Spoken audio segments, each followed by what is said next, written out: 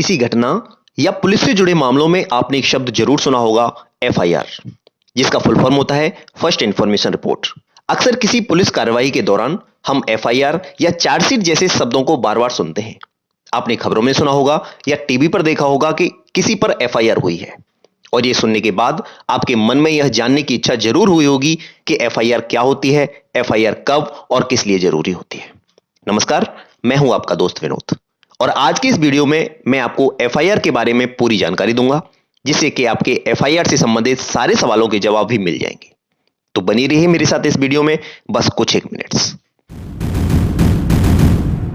अब सबसे पहला सवाल तो यही उठता है कि एफआईआर होती क्या है। तो देखिए, जब भी हमारे साथ कोई ऐसी घटना घटती है जिसमें हमें पुलिस की मदद की जरूरत होती है, तब हम पुलिस के पास जाकर अपनी बात बताते हैं, लिख कर देते हैं या मेल करके भेजते हैं। फिर पुलिस इसे अपने रजिस्टर में दर्ज करती है। इसी को बोलते हैं एफआईआर या प्रथम सूचना रिपोर्ट।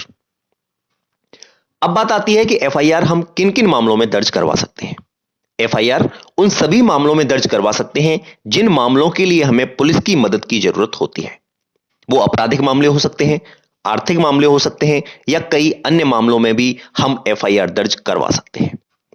एफआईआर के समय दो शब्द महत्वपूर्ण सुनने को मिलते हैं, कॉग्निजेबल और नॉन कॉग्निजेबल। इसमें कॉग्निजेबल ऑफेंस वो होते हैं जिनके लिए जो सजा बनती है वो मैक्सिमम होती है, और नॉन कॉग्निजेबल ऑफेंस वह होते हैं जिनमें सजा का प्रावधान या तो कम होता है या फिर कम जुर्माने के बाद ही छूटा जा सकता है। कॉग्निजेबल ऑफेंस में बड़े बड़े अपराध आते हैं, जैसे मर्डर, डकैती, रेप या दहेज हत्या, या फिर यूं कहें कि इन अपराधों में किसी की जान का नुकसान हुआ होता है। जबकि नॉन कॉग्निजेबल ऑफेंस में छोटे अपराध होते हैं, जैसे आपस में मारपीट हो जाना जिसमें किसी को गंभीर चोट न लगी हो और मेडिकल कराने की जरूरत ना हो। ऐसे केसेस में पुलिस एफआईआर के बाद उन लोगों का चालान कर देती है। चालान के बाद वो कोर्ट से छूट सकते हैं। अब आपने एक शब्द और सुना होगा, तहरीर। बेसिकली तहरीर उस लेटर को या एप्लीकेशन को ही बोलते हैं जिस पर लिखकर हम अपनी समस्या एफआईआर के लिए देते हैं, और उसके आधार पर एफआईआर लिखी जाती है। कई बार पुलिस वाले बोलते हैं कि आप तहरीर दीजिए, तो तहरीर देना मतलब एफआईआर के लिए एप्लीकेशन देना। जीरो एफआईआर, यह शब्द भी एफआईआर के समय अक्सर सुनने को मिलता है। देखिए, जीरो एफआईआर वो एफआईआर होती है जो कि जिस क्षेत्र में घटना हुई है उससे दूसरे क्षेत्र में लिखवाई जाती है। जैसे मोबाइल चोरी की घटना हुई कानपुर में, और किसी कारण से हम एफआईआर कानपुर में ना लिखवाकर लखनऊ में लिखवा रहे हैं, तो वह एफआईआर जीरो एफआईआर दर्ज होगी। उसके बाद उस जीरो एफआईआर को पुलिस कंसर्न थाने में भेजेगी जिस थाने की घटना है। वहां उस एफआईआर को रेगुलर नंबर मिलेगा और कार्रवाई शुरू होगी। अब बात आती है कि एफआईआर क्यों जरूरी होती है। तो देखिए, पुलिस किसी भी मामले में कार्रवाई तभी करती है जब उसके पास उस मामले में कार्रवाई करने के लिए कोई एप्लीकेशन दे या खबर दे। तो अगर आपको लगता है कि पुलिस किसी मामले में आपकी मदद करे या किसी चीज की छानबीन करे, तो आपको उसके लिए पुलिस को खबर देनी होगी, यानी कि एफआईआर लिखवानी होगी। और अब अंत में हम जानेंगे कि एफआईआर लिखवाने का क्या प्रोसेस होता है। देखिए, एफआईआर दर्ज करवाने का प्रोसेस बहुत ही आसान होता है।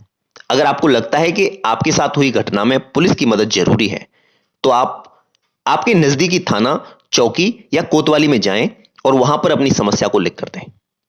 अगर आप लिख नहीं पाते हैं तो आप अपनी भाषा में बोलकर बता दीजिए। वहां पर एफआईआर लेखक होता है, वह आपकी बात को लिखकर आपको सुनाएगा और फिर आपसे अंगूठा लगवाएगा। अगर आप किसी और से एप्लीकेशन लिखवाते हैं तो उसके राइटर का नाम नीचे लिखना होगा। अगर आप खुद लिखते हैं तो फिर कोई दिक्कत ही नहीं है। आजकल तो आप ईमेल के द्वारा भी थाने की साइट पर सेंड कर सकते हैं। अब हम बात करेंगे एफआर और क्लोजर रिपोर्ट की। जी हां, एफआर मतलब फाइनल रिपोर्ट। जब कोई एफआईआर होती है तो उसके आधार पर इन्वेस्टिगेशन होता है।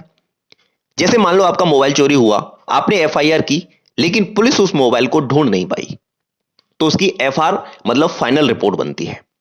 और अगर पुलिस ने उसे ढूंढ लिया, तब फिर उस केस या एफआईआर की क्लोजर रिपोर्ट बनाई जाती है। इसी प्रकार एक और शब्द आता है चार्जशीट। हम कई बार सुनते हैं कि पुलिस या सीबीआई ने उस केस के इतने पन्नों की चार्जशीट बनाकर कोर्ट में पेश की है। तो चार्जशीट का मतलब होता है कि जो एफआईआर हुई थी उसके आधार पर पुलिस या सीबीआई द्वारा छानबीन करने के बाद जो एक्ट उस केस में लगने चाहिए वह शो किए जाते हैं। यह एक तरह से सजा के लिए रिकमेंडेशन होता है और इस केस में इन एक्ट के आधार पर कोर्ट में सुनवाई होनी चाहिए। फिर कोर्ट उन एक्ट के आधार पर सुनवाई करता है।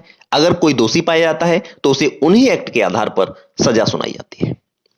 तो ये थी दोस्तों एफआईआर से रिलेटेड पूरी जानकारी। अगर आप FIR, FR, closure report, chargesheet या किसी और मामले में जानकारी चाहते हैं तो मुझे कमेंट करके पूछ सकते हैं। I will definitely reply off your comments. उम्मीद है आपको आज की इस एफआईआर से रिलेटेड वीडियो से एफआईआर के बारे में पूरी जानकारी मिल गई होगी। इसी तरह की और नॉलेजेबल वीडियो देखने के लिए आप मेरे चैनल को कर सकते हैं सब्सक्राइब। अगर आपको ये वीडियो और वीडियो से मिली जानकारी पसंद आई हो तो लाइक करना ना भूलें। Thanks for watching. Thanks a lot.